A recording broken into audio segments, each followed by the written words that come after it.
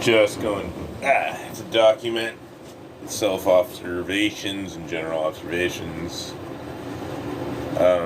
Last night, I think I experienced a slight bit of involuntary exposure to secondhand marijuana from neighbors. Sorry about the background noise with the fan, but I need it on right now. The air purifier. Anyway.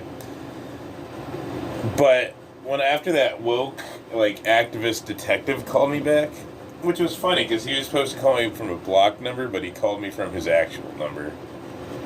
So he either was high or just dumb.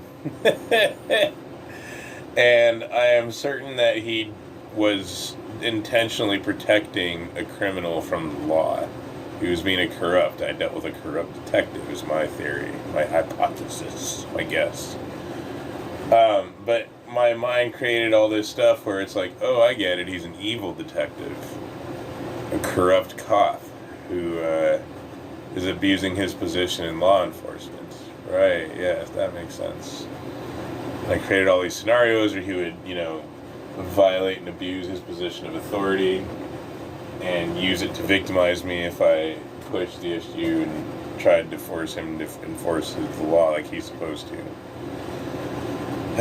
Which now reminds me of the corrupt police in New Mexico, right? Like, they arrested that white guy who was tagging and bagging immigrants at the border. He was hog-tying them. Now, the governor didn't send the police to say, okay, let's help this guy because he's doing the job the police are refusing to. No, the police arrested him for enforcing the law that they weren't, even though that's what they're paid for and supposed to do. Anyway. But no, so the involuntary exposure last night, which I think came into the house through the air system, right? The air conditioner heater. I was reading last night's two parashas. I'm slipping back into philo-Semitism again. Despite all the mean things Jews have done.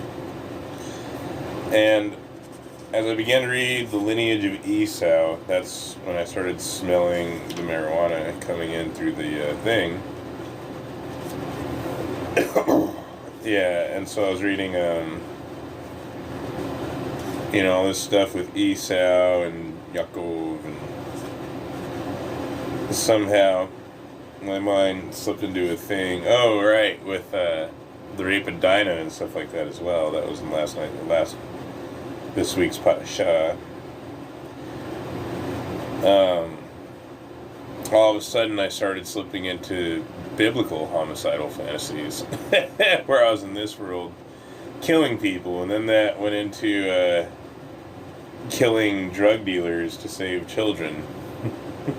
Which, despite being homicidal and illegal, is the morally correct thing to do.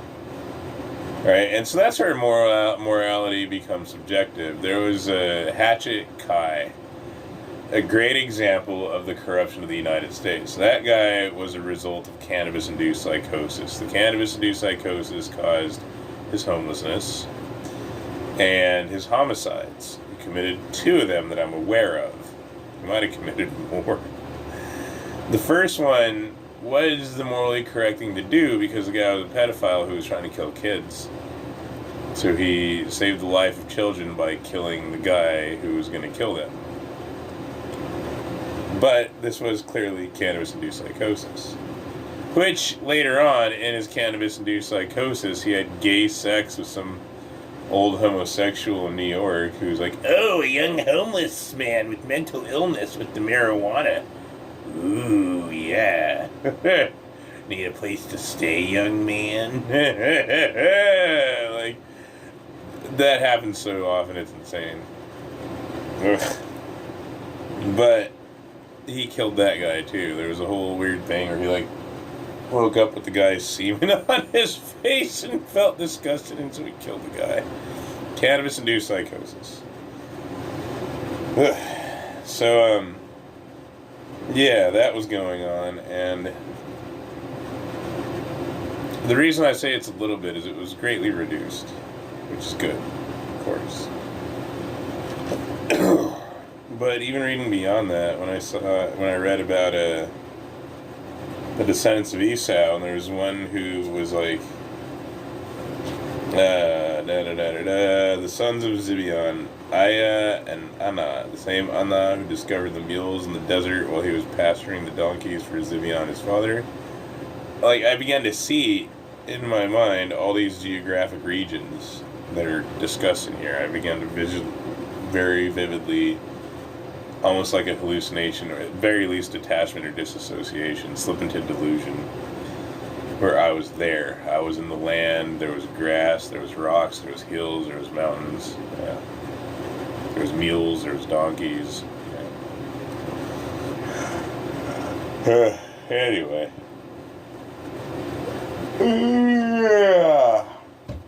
The medical stuff I'm doing for the dog is working. The dog is starting to show more signs of recovery because the liquid meat is giving him the protein he's deprived of. He stood up and drank water on his own last night.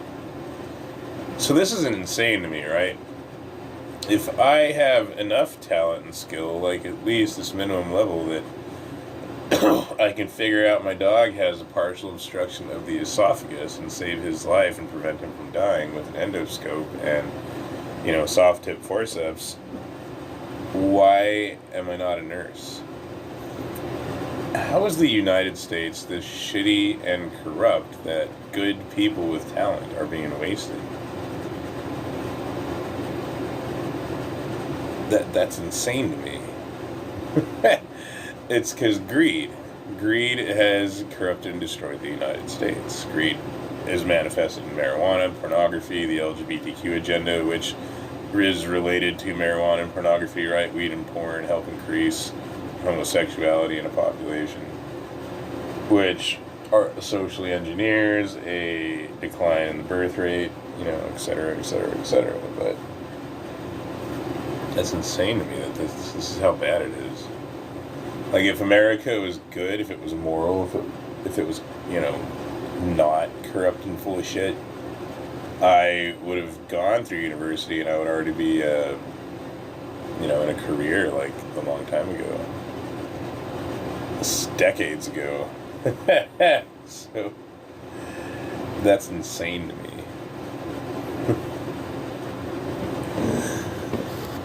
Alright, and that was the other thing. So, with the return of my philo-Semitism, I started studying Hebrew again. Just writing out, the list of the words we're supposed to learn for the red course of Citizen Cafe. And in that process, I had all the memories of there, and I remember that there was a time where the instructors had screwed up, and that's really weird for me because I was raised by my mother, and she's really stupid. With all due respect to my mom, she screws up so much.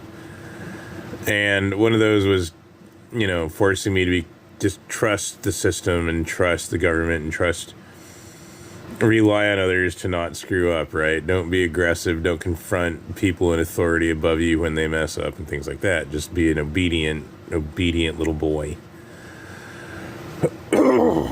And so there was a point where they started sending new users into breakout rooms so they didn't slow down the more advanced learners.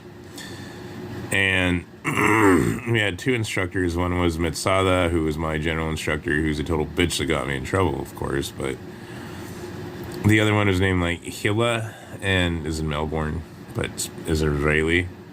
They're all over the globe. They've infiltrated the nations. Anyway, they screwed up because Hila was a moron and thought that we belonged in the new group, even though we were in the advanced group. And so she sent us to the breakout room with the new group with Matsada. And Matsada sent us back, and he was like, "Boo."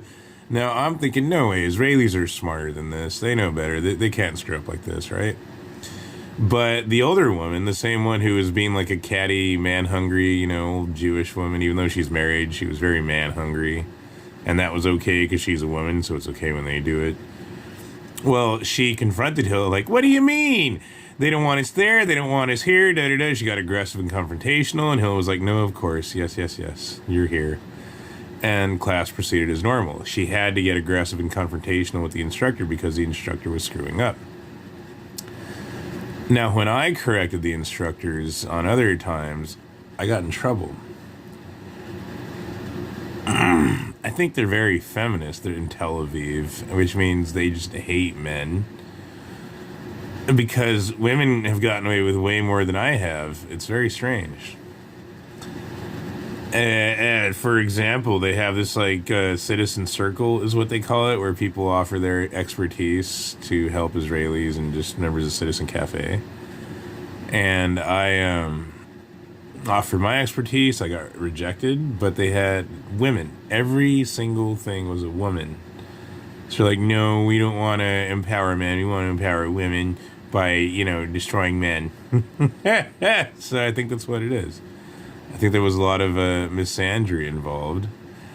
And of course, I can't do anything about this. I have no, recourse legally or otherwise, but that's just absolutely hilarious to me that, because you would think, oh, maybe that's the way Israelis are, that sometimes you got to be that way. Sometimes you got to be aggressive and confrontational and, and just direct haggling. You got to be, you got to force yourself through their psychological boundaries of stupidity and assholeness, right? You just got to get that way sometimes.